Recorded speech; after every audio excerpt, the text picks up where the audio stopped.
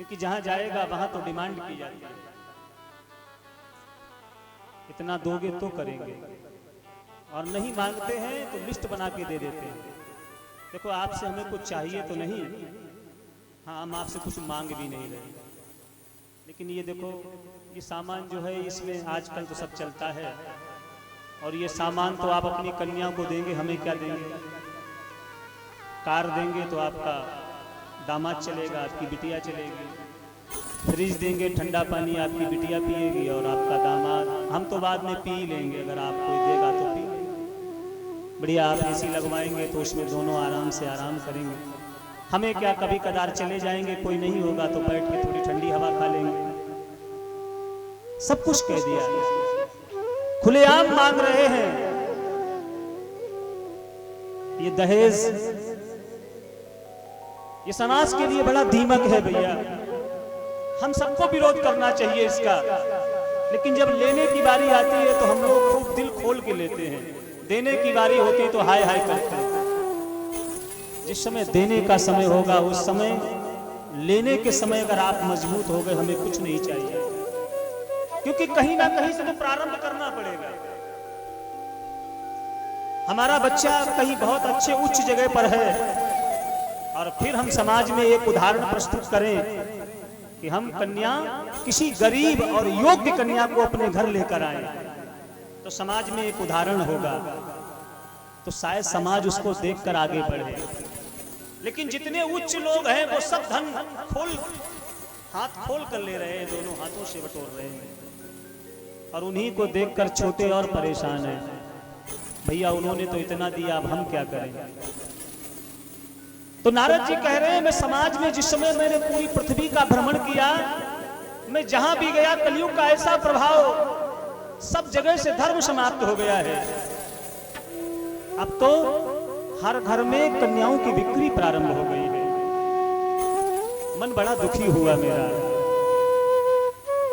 अंत में मेरे मन में विचार आया कि मुझे वृंदावन जाना चाहिए, क्योंकि वृंदावन भगवान की लीला स्थली है, भगवान ने जहां अपनी लीलाएं की हैं, तो मुझे वृंदावन जाना चाहिए।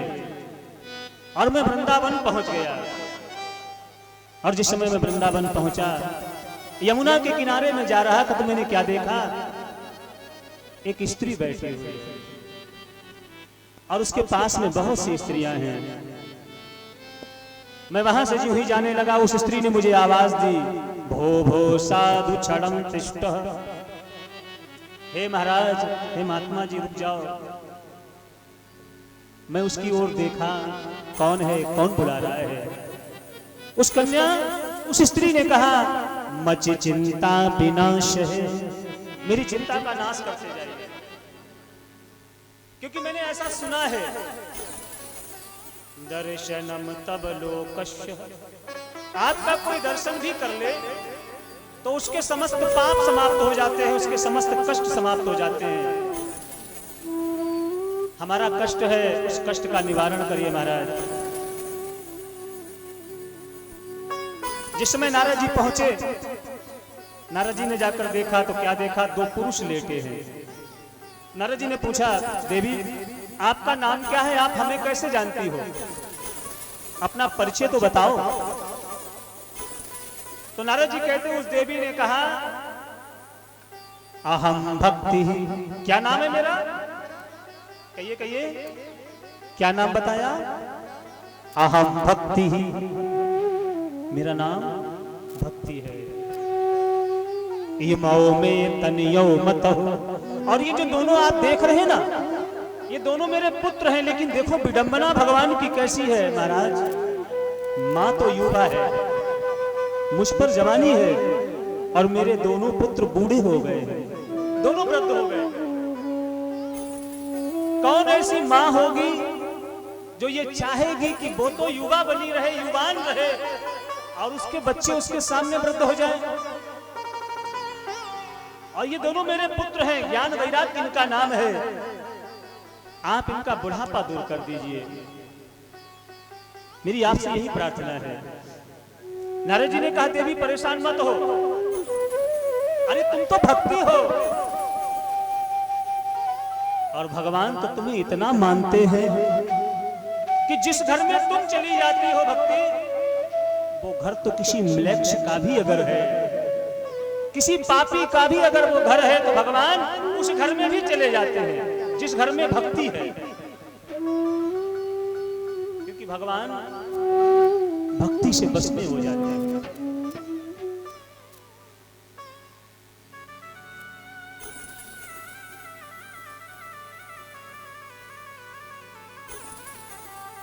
मैं जरूर उपाय करूंगा।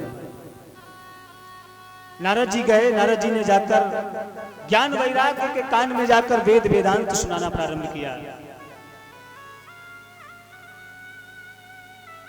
सूत जी महाराज कहते हैं सोने की त्या ऋषि बनो, जिस समय जाकर कान में वेद और वेदांत का घोष किया है, वेद वेदांत घोषैक्ष, गीता पाठ किया, बार बार गीता श्रवण कराई।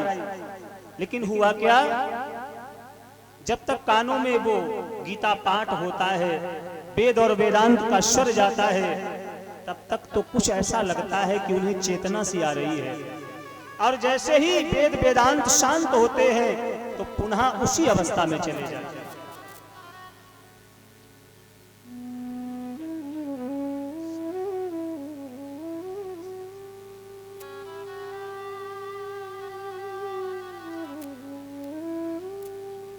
बड़ा प्रयास किया महाराज, सब कुछ प्रयास किया, प्रयास सारे निष्फल हो गए नारद जी के।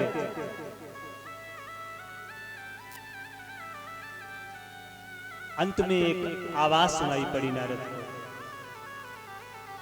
नारद जी अगर आप चाहते हो कि इन ज्ञान और वैराग्य का बुढ़ापा दूर हो जाए, तो एक आप काम करो, सत्कर्म करो, सत्कर्म करो।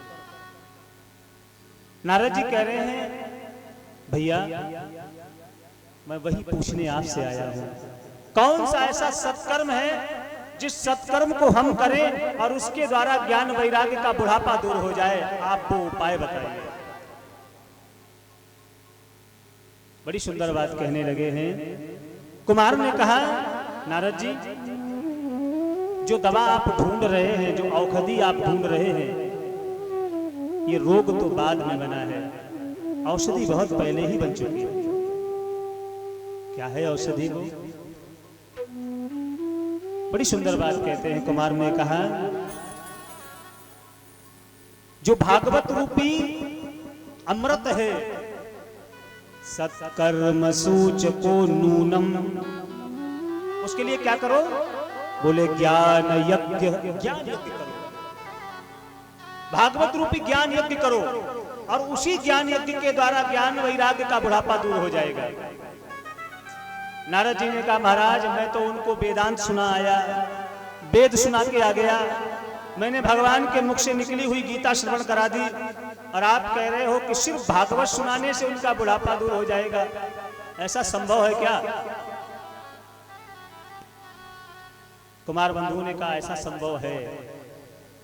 क्यों संभव है? क्योंकि जो वेद है और जो वेदांत है, ये बड़े विशाल हैं। मान लो कोई पेड़ है आम का, तो बड़ा विशाल पेड़ लगा है, बड़ा वृक्ष पेड़ विशाल है, लेकिन उसमें जिस समय आम लगता है और जब पकता है तो कितना मीठा होता है। पका हुआ आम हो और उसको आप पाएं तो कितना स्वाद आता है उसमें। अब कोई ये विचार करे कि इस वृक्ष के इस फल में इतना स्वाद है, तो आम तो अपने समय पर आएगा, तो क्यों ना इसकी डाली तोड़कर खाई जाए, क्योंकि जब इसके फल में इतना स्वाद है तो इसकी डाली में तो और स्वाद होना चाहिए।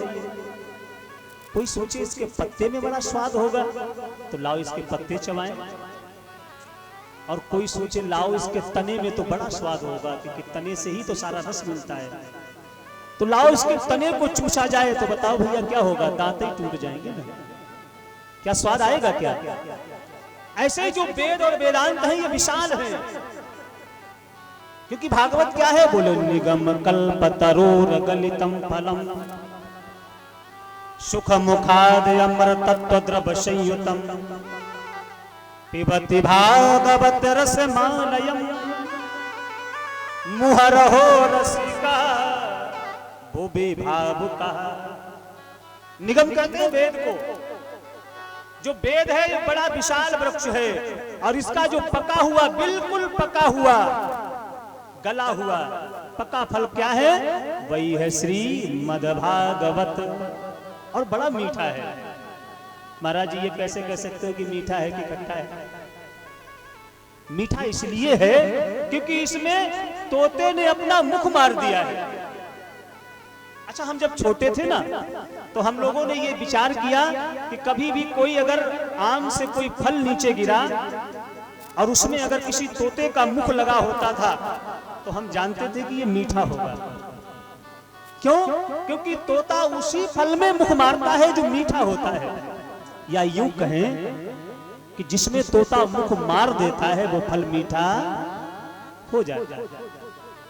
तो ये पक्का है क्योंकि इसमें सुखदेव का मुख लगा है, इसलिए ये बड़ा मीठा है। और इसलिए ये भागवत रूपी अगर अमृत आपने उन्हें पिला दिया तो ज्ञान वैराग्य का बुढ़ापा दूर हो जाएगा। महाराज जी बड़ी अच्छी बात आपने बताई। हम भागवत उन्हें सुना दें, लेकिन किसके द्वारा सुनाएं? कौन ऐसा वक्ता जो उन्हें कथा श्रवण कराए? और फिर वो तो वृंदावन में है और मेरा तो मन कह रहा है कि आप सुनाएं। आपसे बड़ा भागवत का भक्त कौन हो सकता है? आप सुनाइए।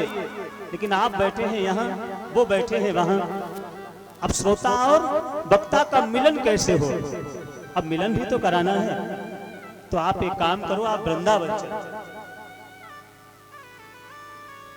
कुमार बंधुओं ने कहा नहीं, एक काम करो, आप ज्ञान वैराग्य और भक्ति से प्रार्थना करो कि वो थोड़ा ऊपर आ जाए और हम थोड़ा नीचे चलेंगे।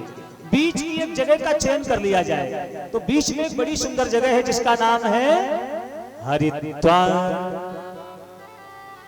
गंगा द्वार समीपेता तटमानंद नाम। एक बड़ा सुंदर तट है जिसका नाम है आनंद नाम का तट है। और वहीं पर हरिद्वार का मैया गंगा की कलकल पावन उस धरा पर बट वृक्ष के नीचे बैठकर भगवान की पावन भागवत होनी चाहिए। अब तो कुमार बंधु वहां से चले हैं और हरिद्वार में आ गए। हरिद्वार में आकर उस बट वृक्ष के नीचे व्यास गादी बनाई गई। 4 कुमार बैठ गए हैं कथा सुनाने के लिए और श्रोता के रूप में अकेले नारद जी बैठे हैं। 3 आसन बिछाए गए ज्ञान वैराग और भक्ति के लिए कि तुम्हारे लिए कथा श्रवण कराई जा रही है, आओ आकर कथा श्रवण करो। और कथा प्रारंभ होने जा रही है। सनत कुमार कथा कहने जा रहे हैं और जिस समय ये बात संतों को पता चली है कि सनत कुमार के द्वारा भागवत की कथा होने जा रही है तो सारे ऋषिगण, सारे उनके शिष्य, सारे उनके परिवारीजन, भृगु, वशिष्ठ, अत्रि, पिप्पलाद सब भगवान की उस कथा को सुनने के लिए आ रहे हैं। गाधी, रामस तथा सब आ रहे हैं भगवान की कथा को सुनने के लिए। यहां तक लिखा है कि सारे वेद, चारों वेद मूर्तिमान होकर, 17 पुराण मूर्तिमान होकर, गंगा और यमुना साक्षात मूर्तिमान होकर भागवत की कथा को श्रवण करने के लिए आ रहे हैं। ऐसी भगवान की पावन कथा है। आसन बिछा दिए गए हैं, कथा प्रारंभ हो गई है। जो प्रेम गली